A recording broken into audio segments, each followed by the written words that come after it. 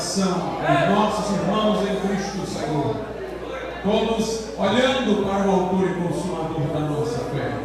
Nesse momento, meu Senhor, teu Santo Espírito ilumina a nossa mente e dispõe para contigo o nosso coração.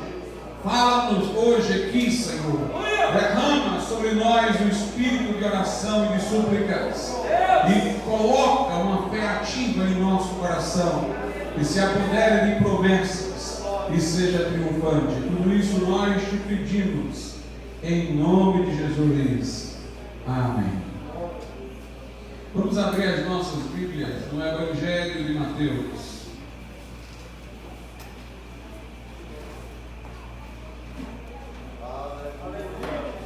Capítulo de número 26.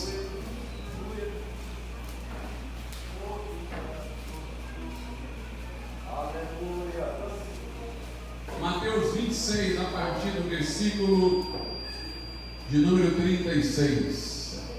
Seria esse barulho de microfonia ou o ar-condicionado? Não sei.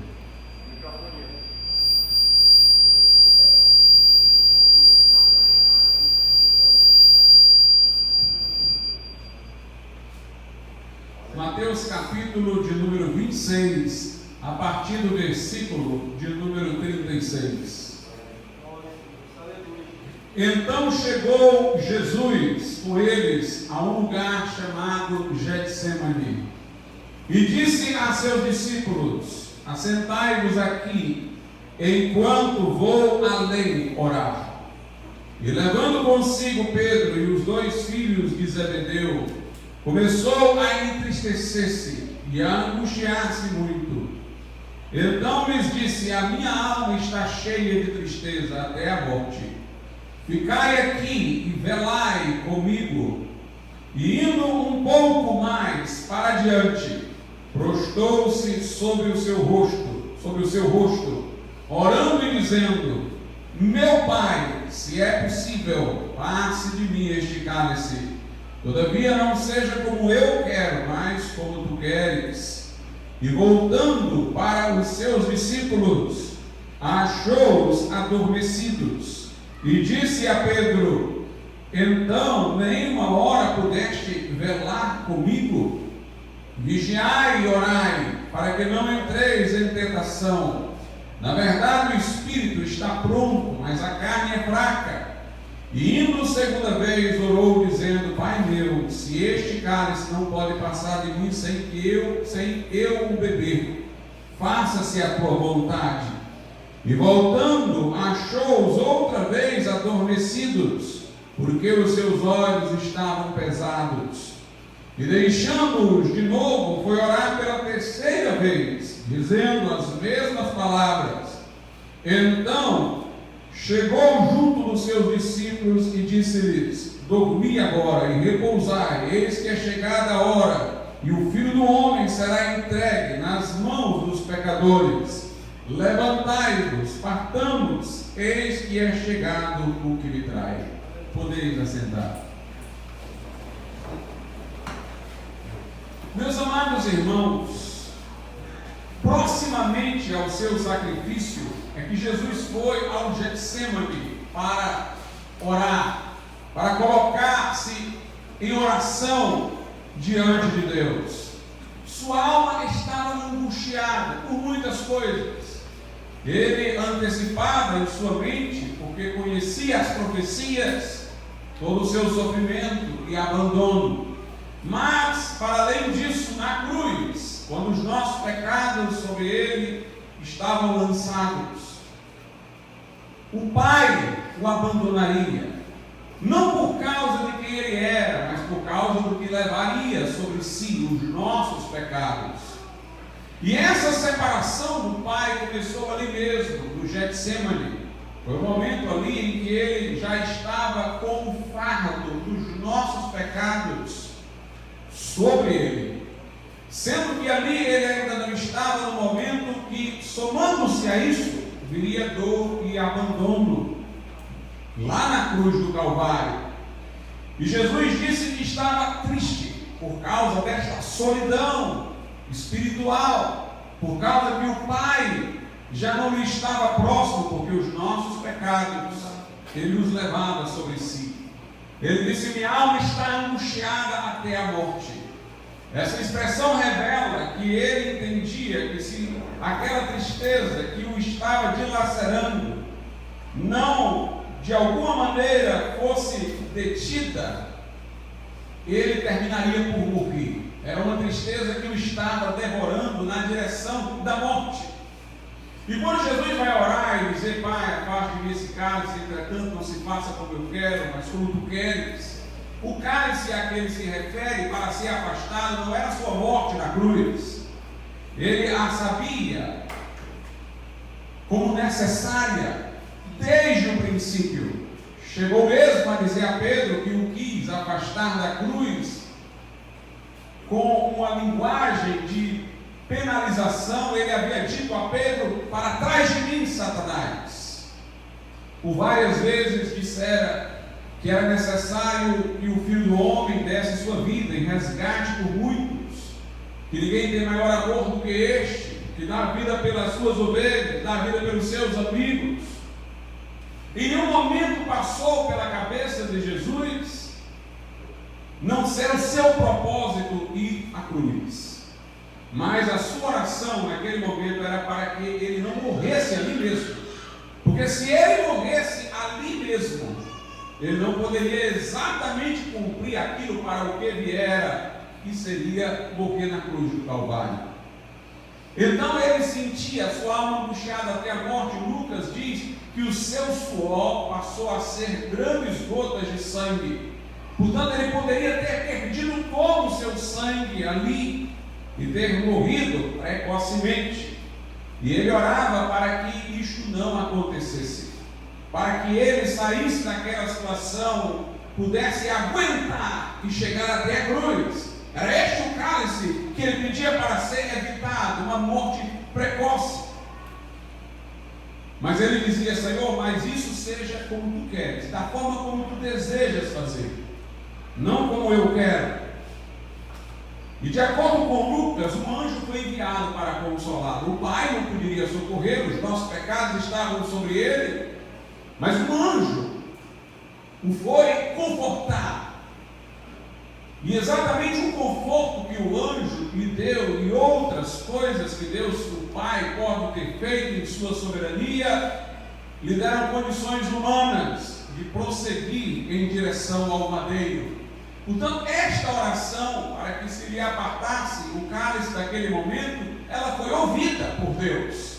Lá em Hebreus, no capítulo de número 5, verso 7, falando de Jesus, diz: o qual nos dias da sua carne, quando estava encarnado, oferecendo com grande clamor e lágrimas, orações e súplicas ao que o podia livrar da morte, foi ouvido quanto ao que temia. Note, diz aqui que esta oração foi ouvida quanto ao que ele temia, e era uma oração para o livrar da morte, então foi para o livrar de uma morte precoce. Interessante que é dito que Jesus fez essa oração com lágrimas e súplicas e foi ouvido pelo Pai em relação àquilo que temia. É exatamente uma alusão ao que aconteceu lá no Getsemane. Então, quando Jesus orava, na verdade ele não estava orando por si, ele estava orando por nós. Porque sua morte antes da cruz não resultaria em salvação para nós. Ele queria forças para vencer o Getsemane, para que pudesse dar a sua vida por nós na cruz. O que estava na sua mente éramos nós, para que pudéssemos ser salvos. E o Pai o socorreu naquele instante. A Bíblia diz que ele foi com todos os discípulos para o Getsemane. O Getsemane não era um jardim comum, no sentido de um lugar apenas para plantas, exibição de diversidade de plantas. Era um lugar onde se fazia vinho, azeite. Ambas essas coisas, o vinho e o azeite, eram feitas através de prensa, do esmagamento, fosse da uva, fosse da azeitona, para liberar o azeite. no caso, para fazer o azeite. Jesus estava ali, portanto, levando um fardo, sendo pressionado, estava sendo esmagado pela força dos nossos pecados sobre ele.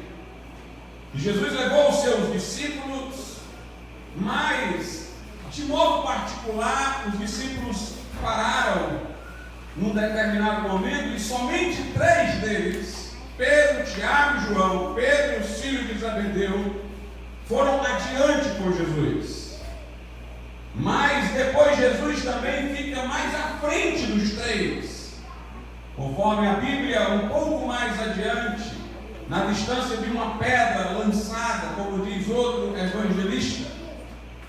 Então os discípulos, que não Pedro, Tiago e João, ficaram mais para trás. Pedro, Tiago e João acompanharam Jesus até um certo momento, e depois Jesus adiantou-se sozinho para mais à frente. Mas Pedro, Tiago e João foram levados por Jesus para orar por ele. Jesus, inclusive, saía episodicamente do lugar em que se encontrava orando para ir ver os 3 se estavam orando.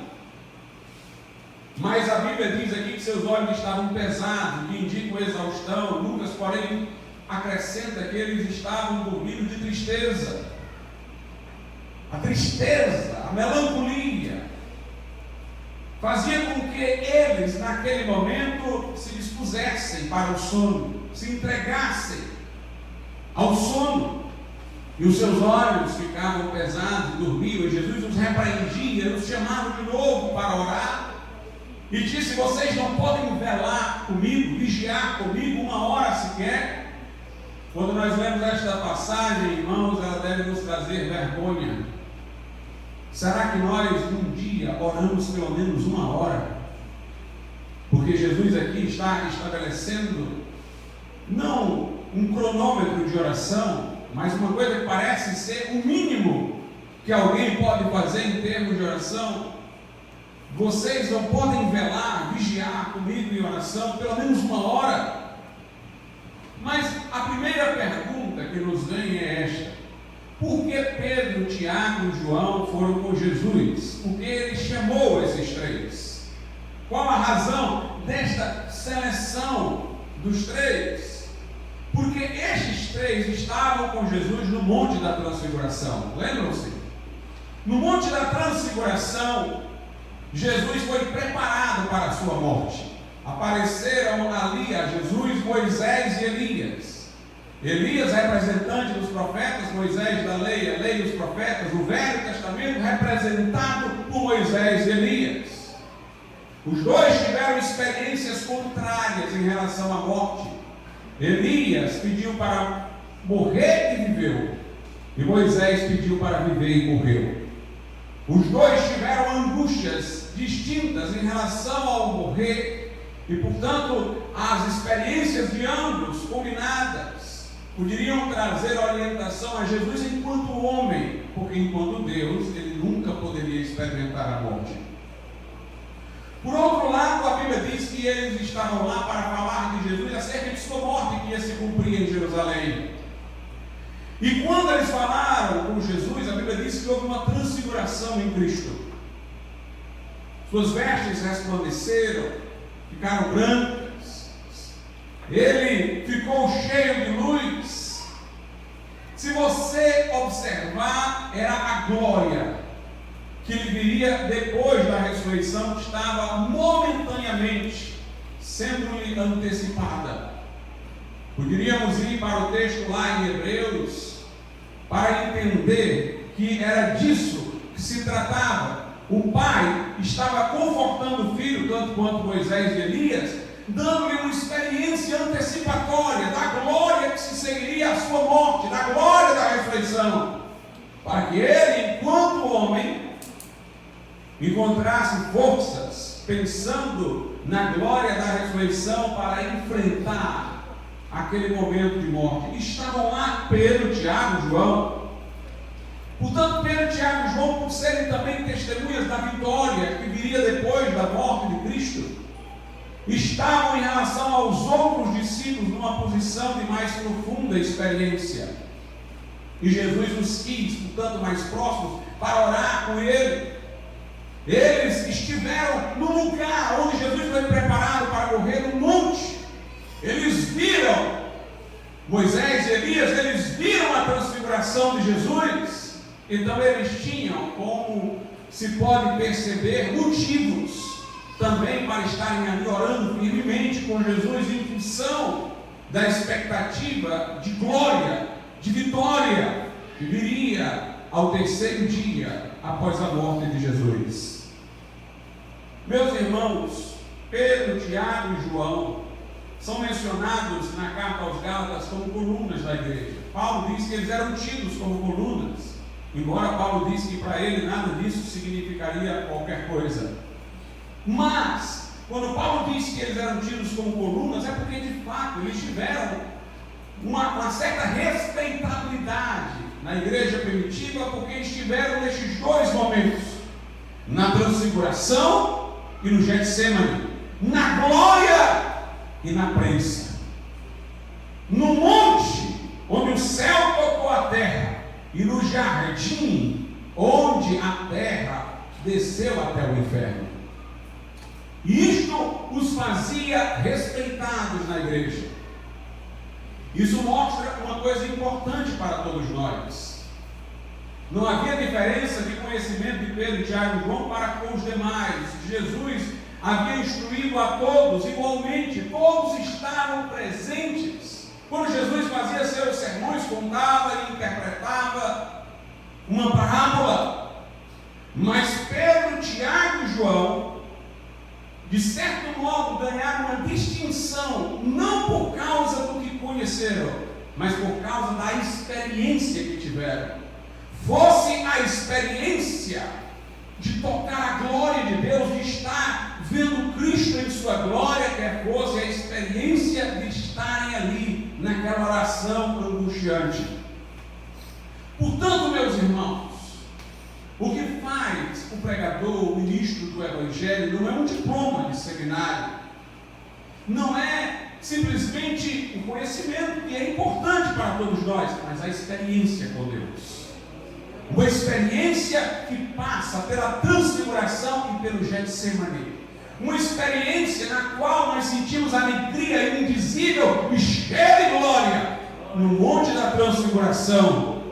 E nós passamos pela prensa lá no Getsemane. É importante, portanto, que busquemos esta profundidade, seja na experiência da glória, seja na experiência do padecimento, conformando-nos a Ele na sua morte, para também experimentarmos o poder da sua ressurreição. Esses três homens tiveram esse privilégio. Jesus uma vez disse que ninguém tinha maior amor do que Ele pelos discípulos, e que Ele não os chamava sequer de servos, os chamava de amigos, porque Jesus disse: aquilo que eu vou fazer, eu compartilho com vocês, eu vos dou a conhecer. O amigo, ele compartilha sentimentos, planos. E Tiago, João, Pedro, de uma maneira especial aqui, se tornaram amigos de Jesus, porque Jesus compartilhou com eles tanto a glória da futura ressurreição lá na transfiguração, como compartilhou com eles sua tristeza, sua angústia, seu pesar neste momento de oração. A pessoa que no Antigo Testamento foi chamado de amigo de Deus foi Abraão. E Abraão também teve privilégios. Jesus disse: ele viu o meu dia e se alegrou.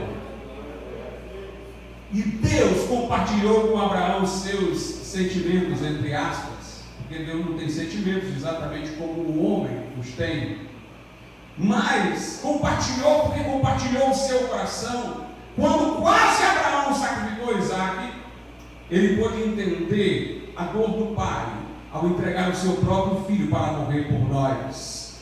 E Abraão ali foi chamado de amigo de Deus, porque Deus compartilhou o futuro com Abraão. E não apenas a informação, mas a experiência, porque Abraão passou por um trajeto como aquele que Deus Pai passaria ao dar por nós o seu próprio Filho.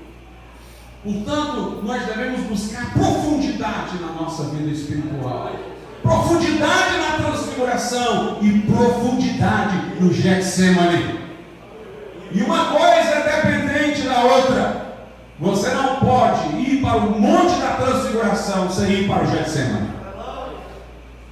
Não queira uma coisa sem a outra, porque as duas andam juntas.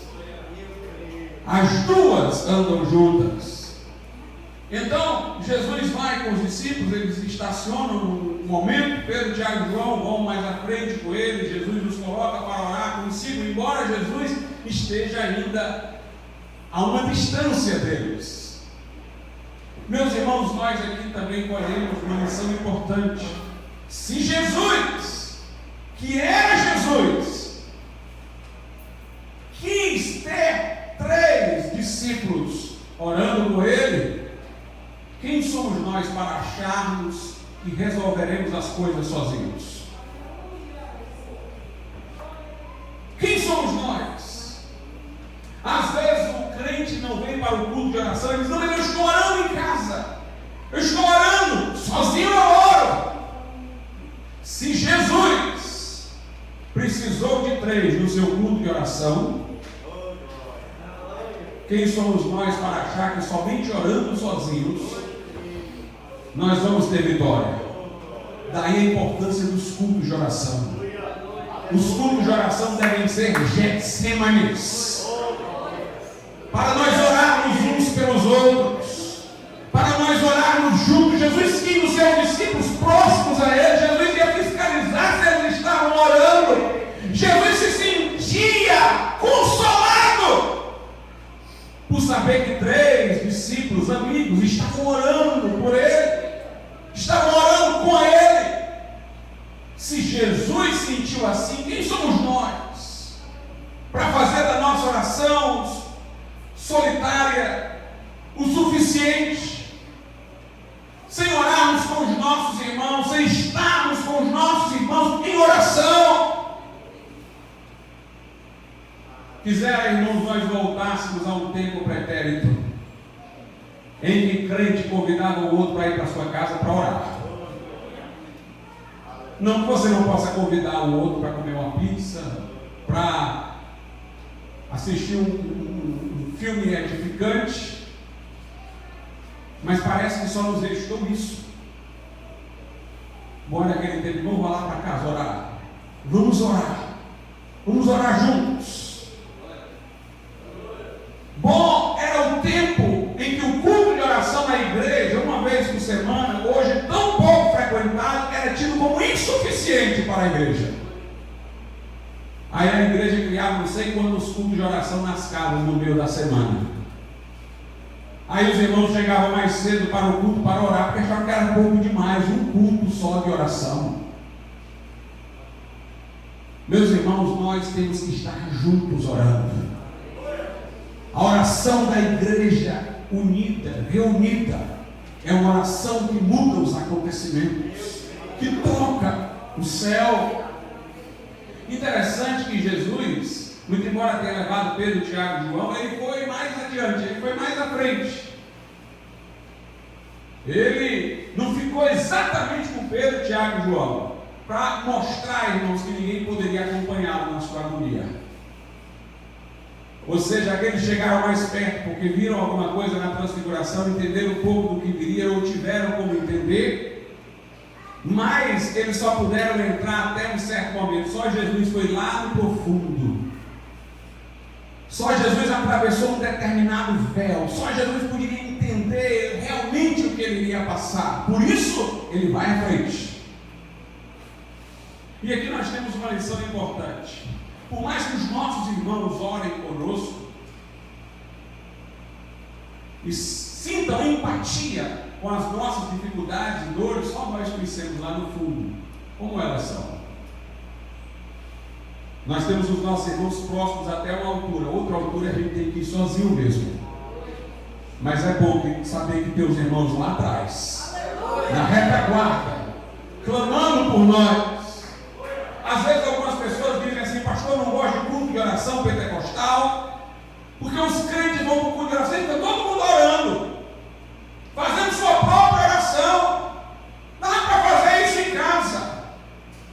Meus irmãos, aqui Jesus não orou com Pedro, Tiago e João, não. Eles estavam lá fazendo a oração dele, Jesus estava fazendo a dele. Mas Jesus achava importante que eles estivessem juntos orando. Quando a Bíblia diz que se 2 ou 3 concordarem será feito, tem gente que pensa sempre em termos litúrgicos. Há uma mania nossa de pensar sempre em termos litúrgicos, formais. A concordar, então só um irmão ora, o outro fica calado e diz amém para concordar. Concordância ali não é uma liturgia. Concordância quer dizer que os dois estão no mesmo coração, estão no mesmo propósito.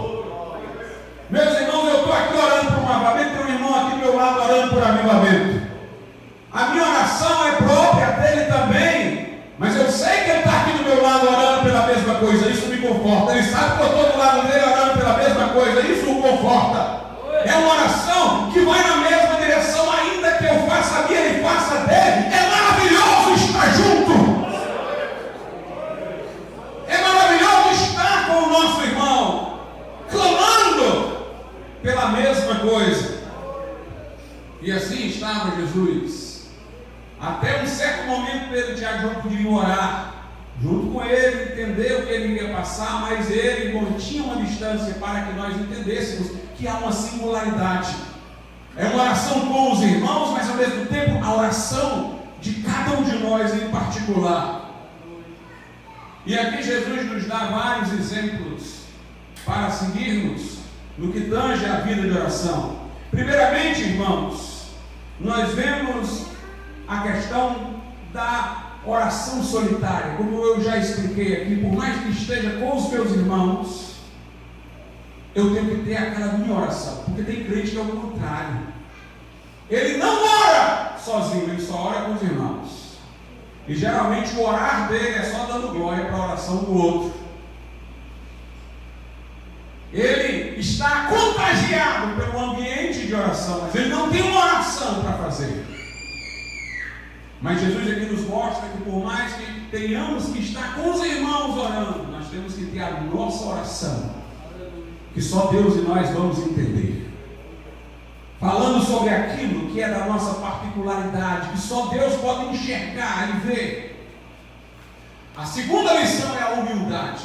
Jesus é o Filho de Deus, mas aqui diz no versículo 39 que ele prostrou-se sobre o seu rosto.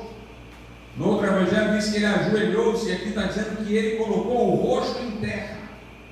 Jesus é Deus, mas estava como homem. Como homem mostrou, irmãos, que orar é se humilhar na presença de Deus. Não é reivindicar de Deus como se ele fosse o nosso empregado ou emitir-lhe decretos para que ele obedeça. É se humilhar diante da presença de Deus. Porque ele é Deus e nós somos homens. Porque ele está no céu, como diz a Bíblia, e nós na terra. Humildade da presença de Deus. Por isso o coração contrito, o coração quebrantado é o sacrifício aceitável diante de Deus. A terceira coisa que nós vemos aqui é a perseverança. Jesus perseverava em oração. Ele orava, voltava, via os discípulos dormindo, os repreendia e tornava a orar. Fez isso 3 vezes. Ele passou muito tempo orando o suficiente para os discípulos terem tempo de dormir. Aí repreendeu os discípulos, que acordaram, foi orar de novo, orou de novo o tempo suficiente que os discípulos foram dormir. Então é muito tempo que ele orava e voltava a orar. Seja perseverante, crente, na oração. A oração dele era a mesma, mas não era reza não, porque ele não esperava que o repetir das palavras conseguisse alguma coisa. Ele estava dizendo que estava no seu coração, mas dizia reiteradamente. Era uma oração perseverante. Pedi e dar-se-vos-á, buscai e achareis, batei e abri-se-vos-á. Porque quem pede recebe, quem busca acha, quem bate abre-se-lhe-á. Nós devemos ser perseverantes em oração.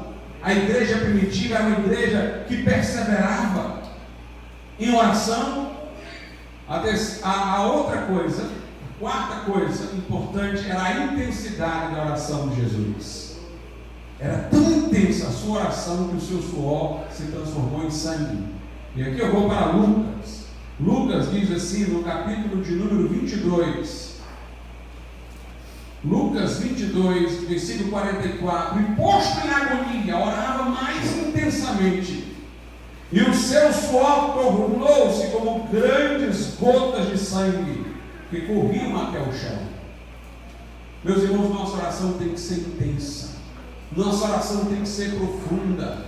Uma oração com toda oração e súplica. Veja a redundância, oração com toda oração. Oração com toda a profundidade da oração e das súplicas. Não só perseverante, mas intensa. Uma oração onde você esqueça quem está à direita e está à esquerda. Que você não tenha mais consciência senão de Deus diante de você. A oração de Jesus foi uma oração intensa. Nós vemos ainda outra coisa. É que Jesus, ele orou uma oração filial. Meu Pai.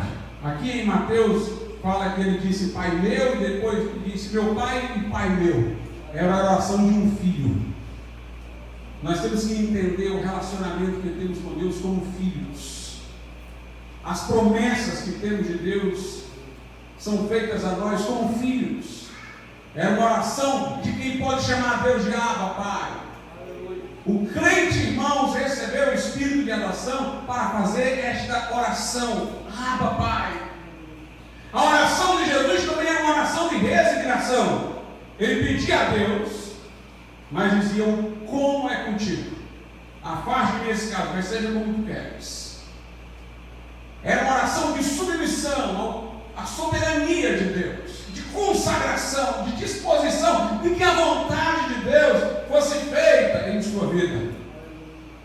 E uma lição também que nós podemos ainda colher, irmãos, podemos encontrá-la lá em Lucas, tá? No mesmo relato do Getsemane, no capítulo 22, versículos 45 e 46, diz: E levantando-se da oração, veio para os seus discípulos e achou-os dormindo de tristeza. E disse-lhes: Por que estáis dormindo? Levantai-vos e orai, para que não entreis em tentação. A oração tem um elemento físico também. Se Jesus disse levantai e orai, é porque eles estavam assentados. Dormiram porque estando com sono, em vez de se colocarem em uma posição em que o sono não prevalecesse, colocaram-se em uma posição em que o sono prevaleceu, ficaram sentados. Jesus disse: levantem e orem. A oração tem um elemento físico. Se está com dificuldade, cansado, então o irmão sai andando aí, pula, mas ora, levante, mexa-se e ore para buscar ao Senhor. Não fique na posição confortável em que você já sabe que os elementos de cansaço vão lhe dominar. Erga-se, coloque-se numa posição de luta contra o enfado, a canseira, para buscar a Deus. Nas epístolas de Paulo nós aprendemos ainda algumas outras lições importantes sobre a oração. Na carta aos Colossenses, Paulo diz o seguinte, no capítulo 4, versículo de número 2: Perseverai em oração, velando nela com ações de graças. Note, nós devemos orar agradecendo a Deus, para que nossa oração não seja um resmungo. Ore agradecendo pelo que Deus já fez.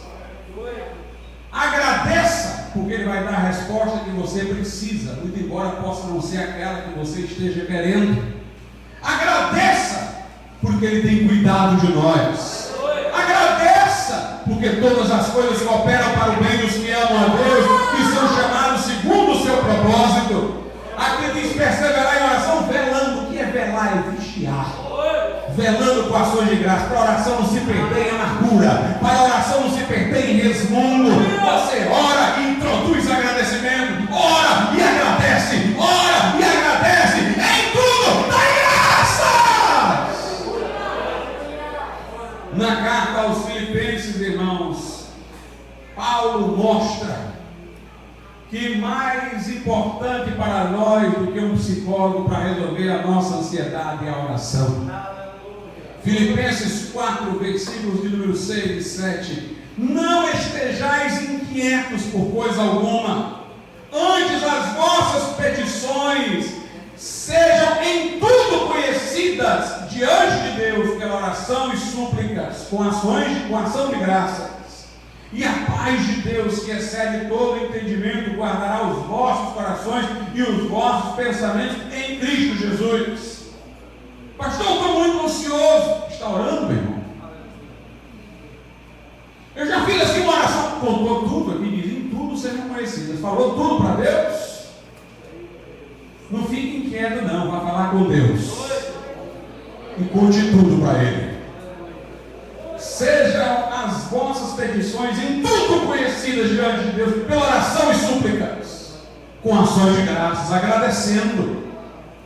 A palavra súplica é importante porque ela especifica algo da informação da palavra oração. A oração é genérica, é dirigir uma prece a Deus, mas a súplica é uma oração intensa. Na súplica, se você estiver realmente suplicando, você se convencerá de duas coisas. Primeiro, você tem necessidades que você não pode resolver. E segundo, conhecendo suas necessidades e seus limites, você está se dirigindo àquele que é todo suficiente, que tem todo o poder para lhe atender. Suplicar é importante, gritar, chorar na presença de Deus é importante, porque você está dizendo com isso, reconhecendo com isso, que os seus limites chegaram, que você não é o dono da situação, mas você está clamando àquele que é o dono. Leia o livro de Salmos e você vai ver, tem salmos em que o salmista começa angustiado, talvez até um pouco esmurrando a Deus em oração, mas ele termina triunfante, porque ele vai deixando sair, vai deixando sair, vai deixando sair o que está no seu coração, vai mostrando sua miséria, e aí na medida em que ele se convence de sua impotência, de seus limites, de suas necessidades que ele próprio não pode suprir, então Deus vem em seu socorro. O ímpio é arrogante, diz que não acredita em Deus, porque acreditar em Deus é para os fracos. Aí quando se descompensa, precisa da assistência de homens neste mundo, fica completamente desorientado, corre para o suicídio. Mas o crente encontra o seu equilíbrio em Deus. A Bíblia diz que a paz de Deus, que excede todo entendimento, guardará os vossos corações e os vossos pensamentos em Cristo Jesus. Três coisas importantes: a oração, que é o gênero, a súplica, que revela a intensidade, e a intercessão também. Se a súplica me convence da minha impotência, dos meus limites e do poder todo suficiente de Deus, a intercessão me faz expressar por meio da oração o amor que eu tenho pelo outro, me colocar no lugar do outro, chorar pelas suas necessidades. E a intercessão é outra coisa importante na nossa vida de oração. Meus irmãos, Paulo também nos explica que a oração é uma guerra, é uma luta. Lá em Efésios, no capítulo de número 6, a Bíblia diz o seguinte, Efésios 6, a partir do verso 12: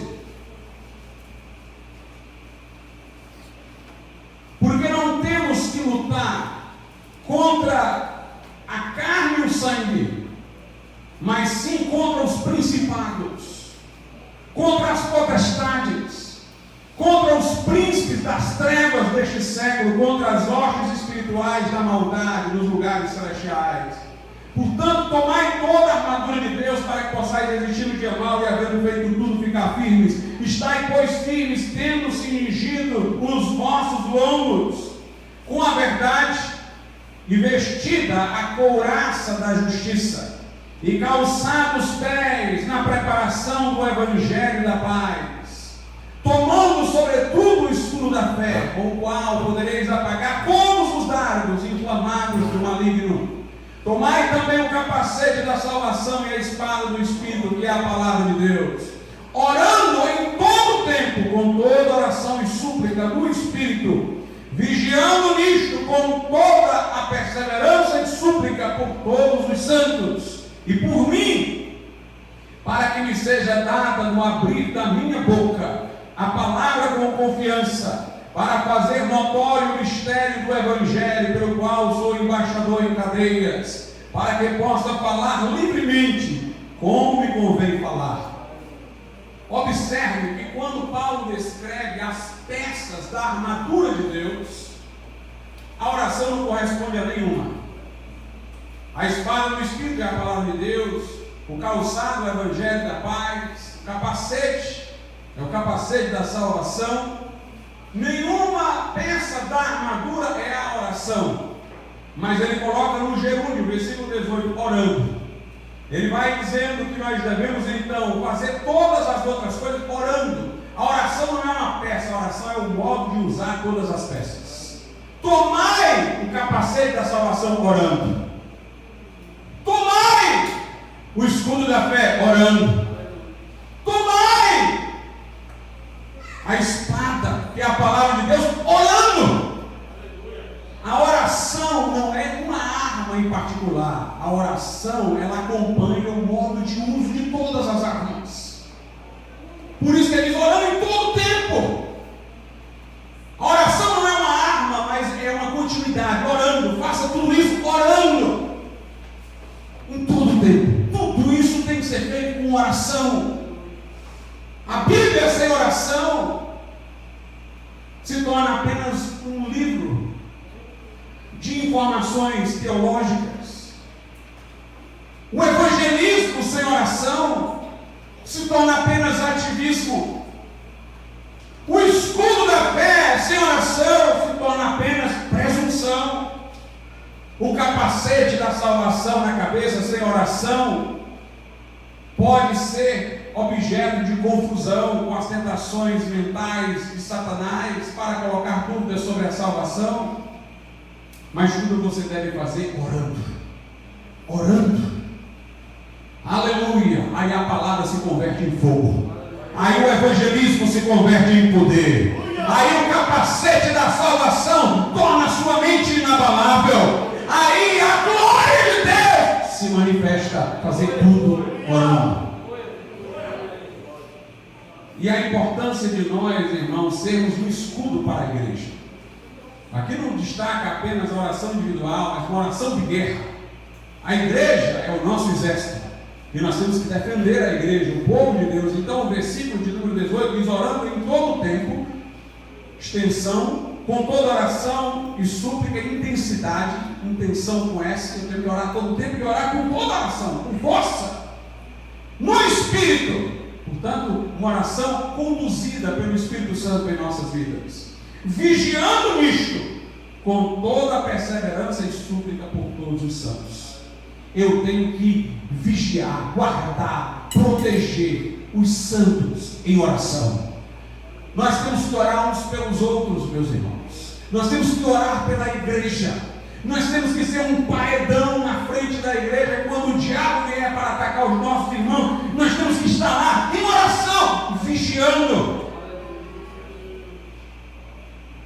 Mas Paulo aqui coloca a oração no nível de uma luta cósmica. E para correlacionar com o que lemos lá de Jesus no Getsemane, eu quero voltar ao Getsemane e depois torno para a carta aos Efésios. Lá em Lucas,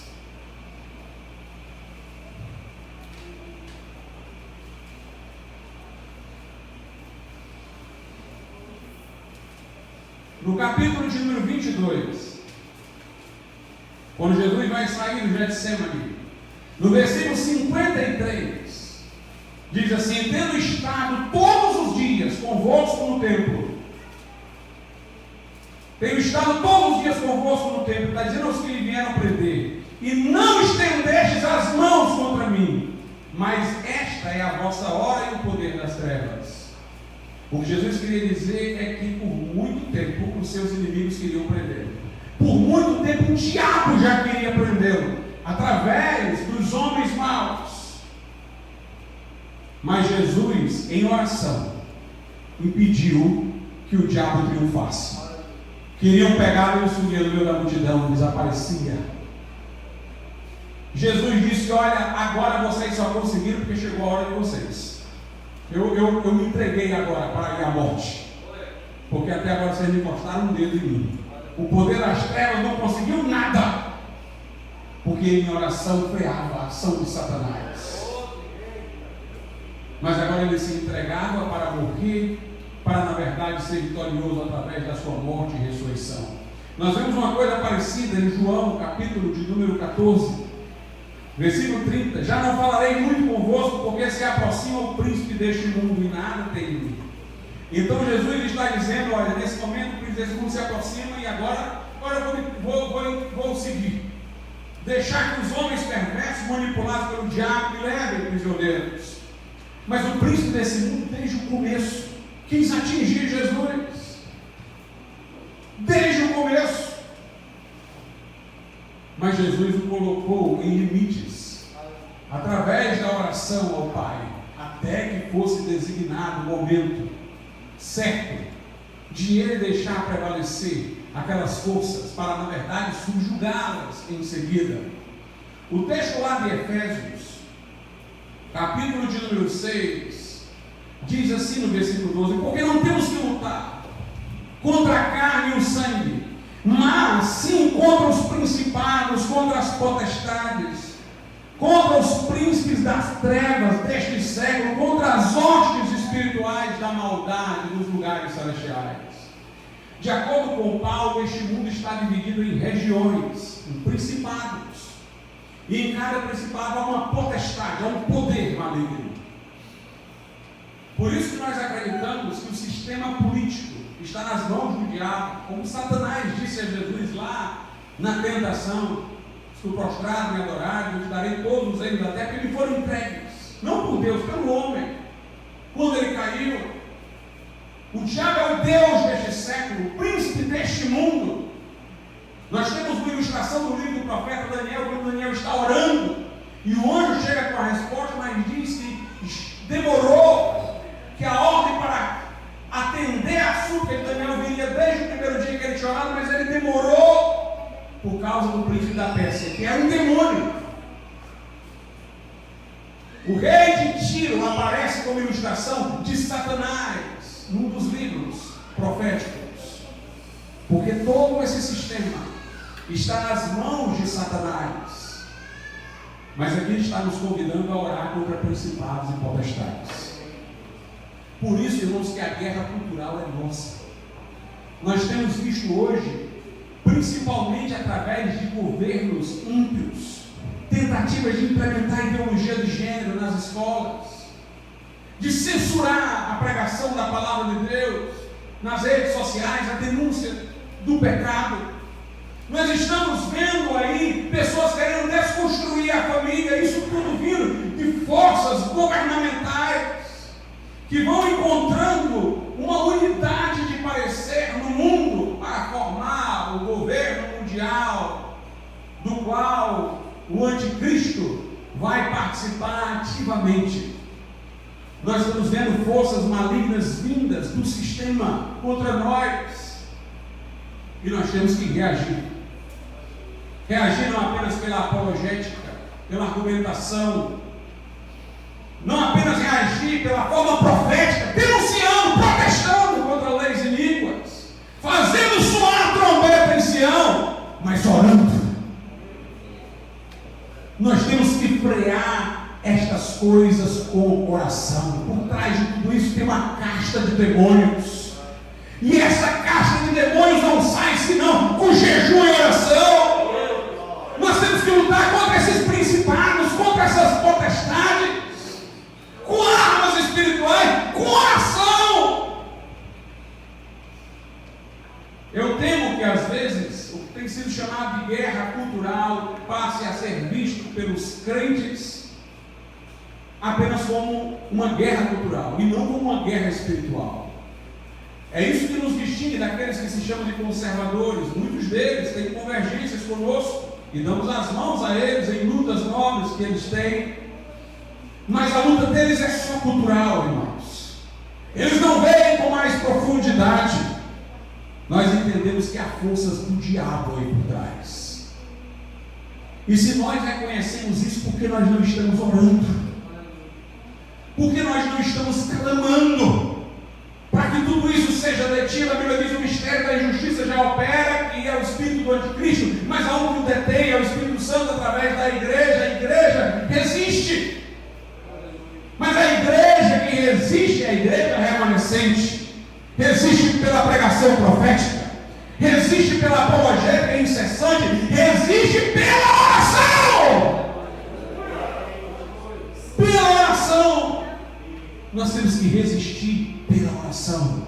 O mal que está no mundo. As coisas poderiam estar piores se a igreja não orasse. E nós poderíamos frear mais se orássemos mais.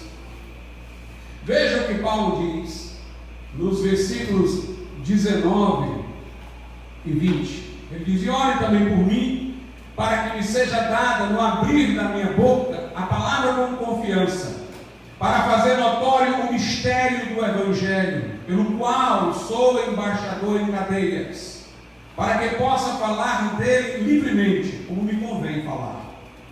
Muito embora o mundo jaz o maligno, e por trás de todo esse sistema político esteja Satanás e seus demônios, a nossa oração pode frear a ação do diabo.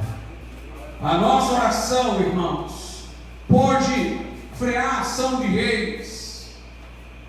E o que Paulo está dizendo aqui tem a ver com isso. Talvez alguns não tenham percebido, mas tem a ver com isso. Ele diz: ore por mim, para que me seja dada a palavra com confiança, para eu fazer notório o mistério do Evangelho, pelo qual sou embaixador. Porque Paulo disse que era embaixador em cadeias. O embaixador, irmãos, ele geralmente vai para uma cidade metrópole. No caso, o embaixador de outro país aqui no Brasil vai para Brasília. Há uma grande luta lá em Israel se as embaixadas devem estar em Tel Aviv ou em Jerusalém. O mundo todo, que não os Estados Unidos, Brasil, Guatemala, querem que a embaixada seja em Tel Aviv e não em Jerusalém. Porque onde uma embaixada estiver, ela dá realce àquele lugar, e eles não querem que Jerusalém seja de Israel. A embaixada vai para um lugar central. Quando Paulo diz que ele é um embaixador, ele mostra qual é a sua estratégia missionária, muitas vezes não seguida por nós. Se você ler o livro de Atos, você vai ver que Paulo começa sempre por uma cidade central. Ele não começa por uma cidade insignificante, ele começa por uma cidade grande, central. Ali ele ganha almas, forma uma igreja forte, e dali ele vai para as regiões periféricas. Essa é a estratégia de Paulo. Ele vai para Éfeso, ele vai para Tessalônica, ele vai para cidades portuárias, cidades comerciais. E ele começa dali para a parte mais periférica, para formar uma igreja onde haja condições de se sustentar a continuidade missionária para os espaços ao redor. Mas também tem uma outra coisa, o embaixador. O embaixador é aquele que vai diante de um rei. O embaixador de qualquer país do Brasil tem acesso ao presidente da República. O embaixador fala com reis. O embaixador representa o país para falar com a autoridade do outro país. E Paulo, quando se diz embaixador, é porque ele ia testemunhar perante César. O seu chamado era para chegar diante de César e pregar a César. Por isso ele usou o embaixador em cadeia. Já estou na cadeia para chegar lá. A embaixada aqui já está se organizando para eu chegar lá diante de César. Sempre que minha embaixada aqui está diferente. Eu estou na cadeia, mas vou chegar lá. Paulo, quando foi acusado pelos judeus, levado a julgamento, ele apelou para César. Usando de sua cidadania romana, ele apelou para César. Não apelou para ter vantagem própria, porque achou que diante de César seria mais protegido. Até porque o rei Agripa, que o ouviu antes de chegar ele a César, o rei Agripa disse: se tu não tivesses apelado para César, eu mesmo te libertaria, mas foi apelar, agora eu tenho que ir para lá. Paulo, quando apelou, foi porque Deus havia dito a ele que ele ia testemunhar em Roma, diante de César. Ele não apelou porque ele quis uma regalia decorrente de sua cidadania, mas porque ele tomou aquela cidadania romana que lhe era atribuída para ele colocar-se na direção daquilo que Deus queria para a vida dele. Nós, quando lemos a Bíblia, nós percebemos isso, que a obra missionária começava em lugares estratégicos e que Deus queria que o Evangelho chegasse diante das autoridades. No caso de Paulo, ele iria até César. Jesus falou também aos discípulos: vocês vão ser levados por magistrados e tal, perante as autoridades, e vocês vão dar testemunho no meu nome. Prometeu até uma graça especial quando eles fossem falar com essas autoridades. Nem meditem no que vocês vão falar, porque o Espírito Santo vos dará boca, vos dará sabedoria, e vocês vão saber o que falar. Por que vão chegar diante daquelas autoridades? Primeiro, para o Evangelho ganhar notoriedade. O plano de Deus era de fazer de seus ministros embaixadores estratégicos na obra missionária, e que pudessem chegar diante de autoridades e mostrarem o Evangelho. Isso daria notoriedade ao Evangelho, isso faria o Evangelho ser reconhecido como uma força presente naquela sociedade. E isso também poderia possibilitar, a longo prazo, que as perseguições diminuíssem. Porque muitos daqueles reis perseguiam cristãos com falsas acusações que lhe eram feitas. E os cristãos poderiam chegar até eles, podiam esclarecer isso, poderiam incutir neles temor, como Paulo incutiu em Félix, de maneira que ficasse com medo de perseguirem os cristãos, como também aconteceu em outros momentos, como por exemplo Herodes, que tinha medo de João Batista. Então a chegada às autoridades daria notoriedade e poderia a longo prazo facilitar a liberdade religiosa. Por isso Paulo diz no versículo 20: pelo qual sou embaixador em cadeias, para que possa falar dele livremente, como me convém falar. Orem para que haja liberdade de pregar, para que haja liberdade de anunciar o reino de Deus, de pregar o Evangelho. Paulo tinha tanta preocupação, irmãos, de que a igreja não fosse perseguida, embora sabendo que quando a perseguição vem há motivo para dar glória a Deus e se alegrar nela, mas ela não deve ser procurada por si mesma.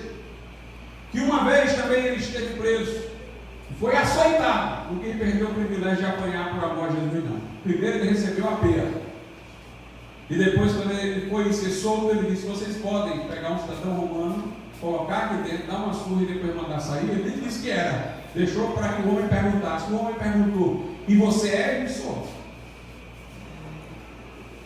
E o homem ficou assustado e colocaram Paulo fora da cidade, disseram: não apareça mais aqui, mas pedindo pelo amor de Deus, porque ficaram com medo de serem acusados depois diante dos romanos por terem feito aquilo a um cidadão romano. Mas Paulo deixou-se açoitar.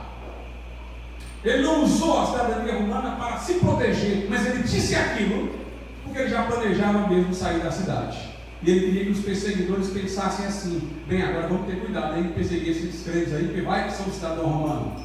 Ele quis deixar uma inibição, uma preocupação naquelas pessoas, para que tão facilmente não perseguissem os crentes em Jesus. Nós temos que orar, irmãos, para que Deus nos dê essa liberdade de pregar o Evangelho. Lá na carta de Paulo a Timóteo, diz assim a Escritura Sagrada, 1 Timóteo 2, a partir do 1: admoesto-te, pois, antes de tudo, que se façam súplicas, orações, intercessões e ações de graças por todos os homens, pelos reis e por todos que estão em eminência, para que tenham uma vida quieta e sossegada em toda piedade e honestidade. Porque isto é bom e agradável diante de Deus, nosso Salvador, que quer que todos os homens sejam salvos e venham ao conhecimento da verdade. Paulo diz: orem para para que os reis deixem vocês em paz, viver uma vida sossegada, com honestidade, com piedade, porque Ele quer que todos sejam salvos. Ele quer que haja essa possibilidade de vocês poderem viver a vida piedosa e pregarem sossegadamente, para que mais pessoas sejam salvas. É agradável diante de Deus. Sossegada aqui não é intranquilidade, é não perturbada. E em piedade. Hoje nós necessitamos mais do que nunca fazer essa oração, irmãos, porque não querem deixar a gente viver em piedade. Querem colocar a ideologia de gênero nos nossos filhos nas escolas. Querem colocar a ideia de casamento de pessoas do mesmo sexo nos nossos filhos na escola. Querem entrar dentro da seara da nossa família. Querem nos perturbar numa vida piedosa e censurar a pregação do Evangelho. Nós temos que orar. Orar contra essas forças malignas. No mundo tem uma ideia que é um sistema de freios e contrapesos. Os poderes são divididos, né? Tem o executivo, o legislativo e o judiciário. Aí quando um abusa, o outro pode ter alguma forma na lei de refrear o outro. A União, o Estado e municípios, aí encontra o equilíbrio, força contra força.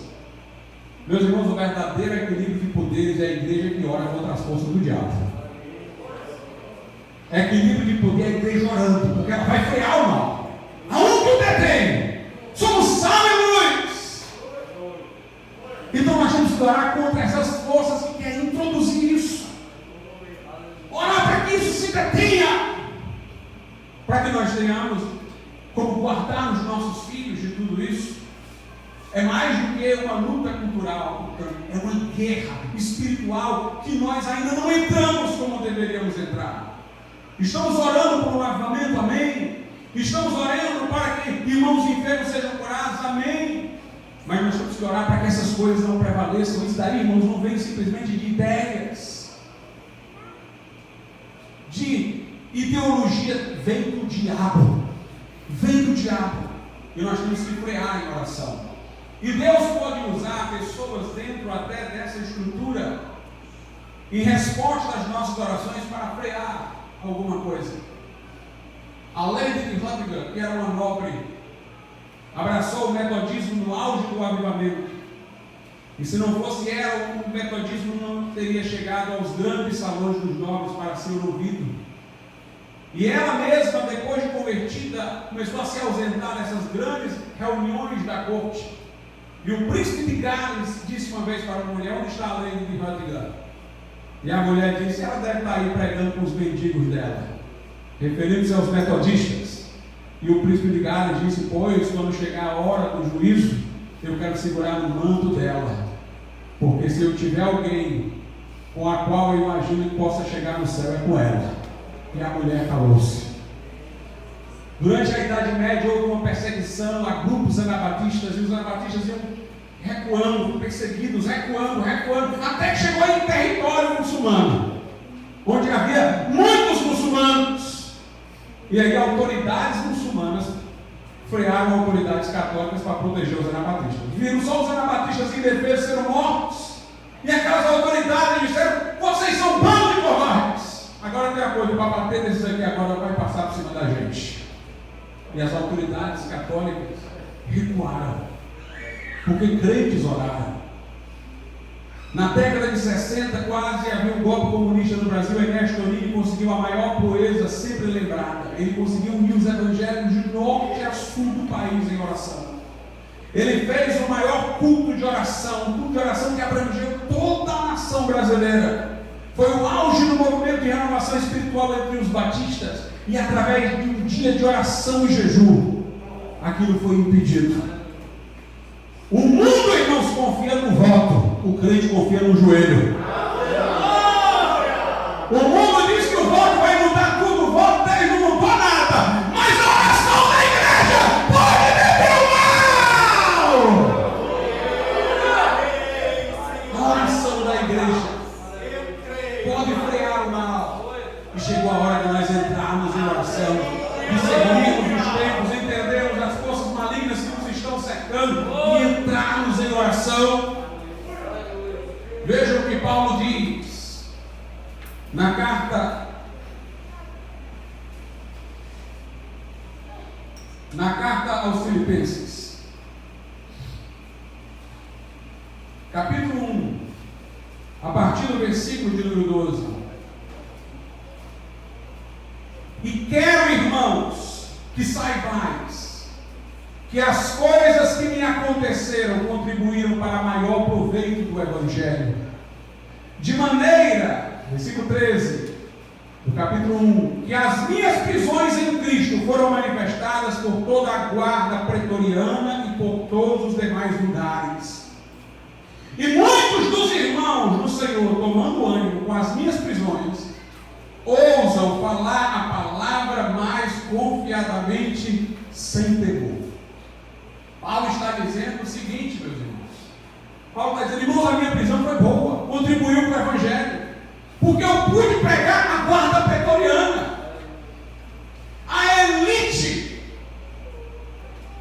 do exército de César. Muitos destes da guarda pretoriana nem eram ligados a coisas bélicas, como o Império Romano era todo um império militar, então estavam ali engenheiros, pessoas de várias posições, porque eram aos militares que se atribuíam todas essas atividades.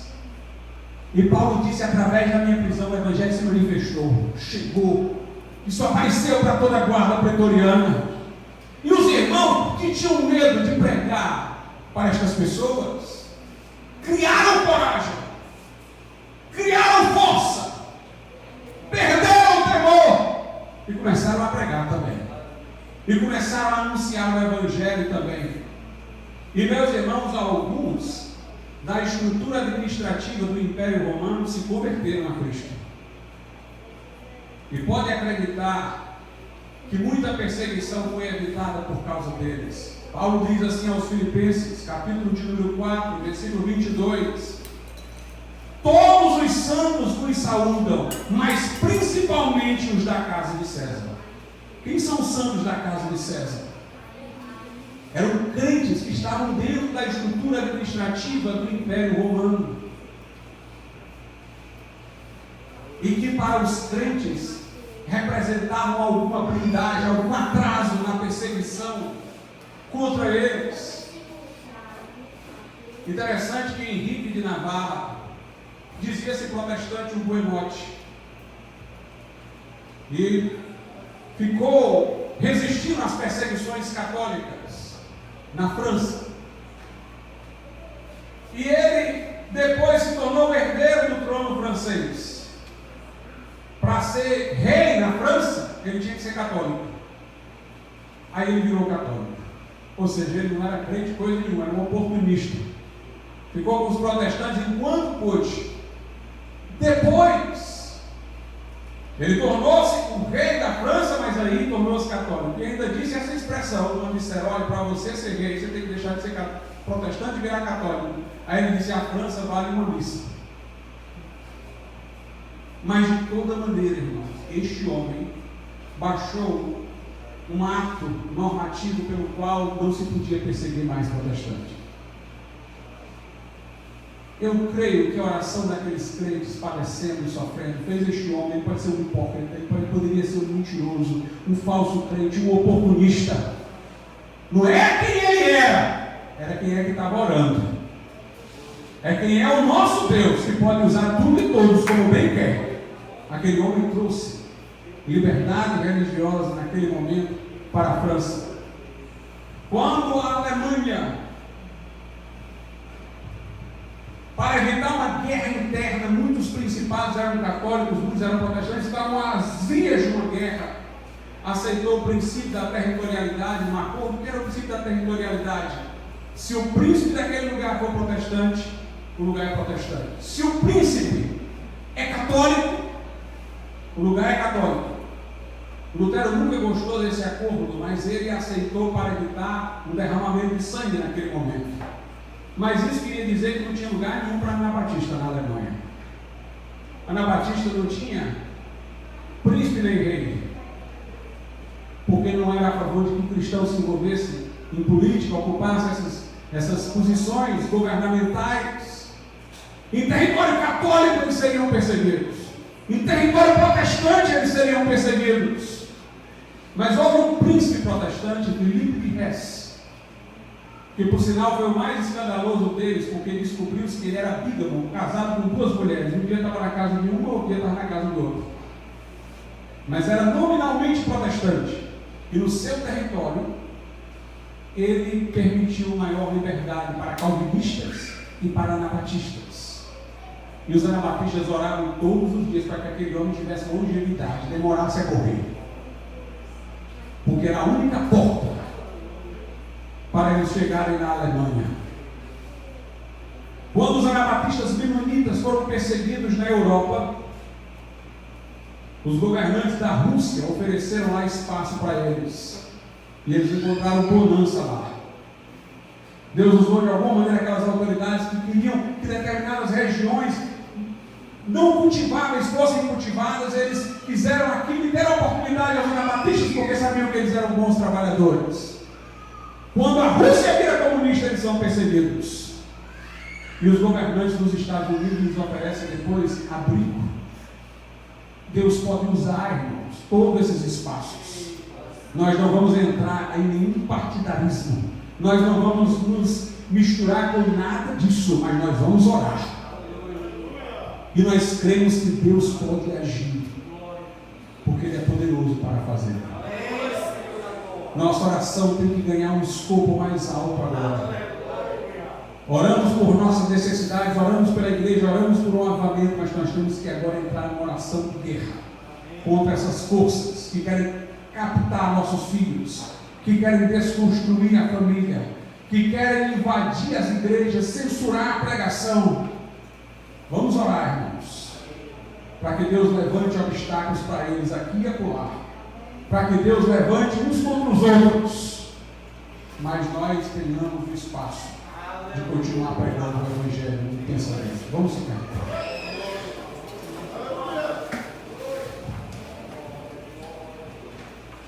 Amém. Mateus quer se reconciliar com o Senhor. Se houver mais alguém que quer se reconciliar com Deus nessa noite, pode sair do seu lugar, vir à frente, nós vamos orar. Se há alguém aqui que não é crente ainda, não entregou ainda a vida a Jesus, quer aceitar Jesus como Salvador, sai do seu lugar, vem aqui à frente e nós vamos orar por você nesse momento.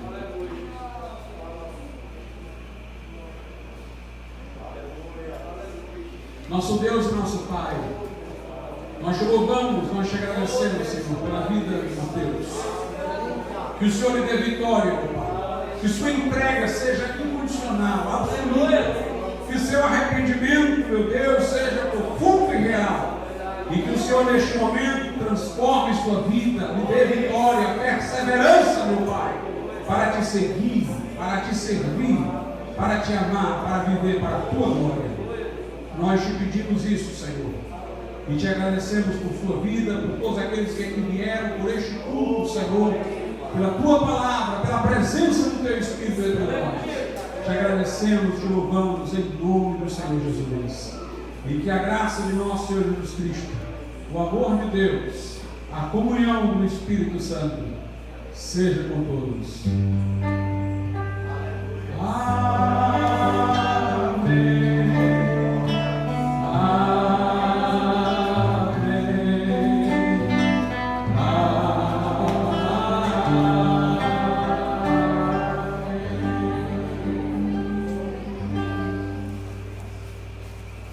Deus abençoe.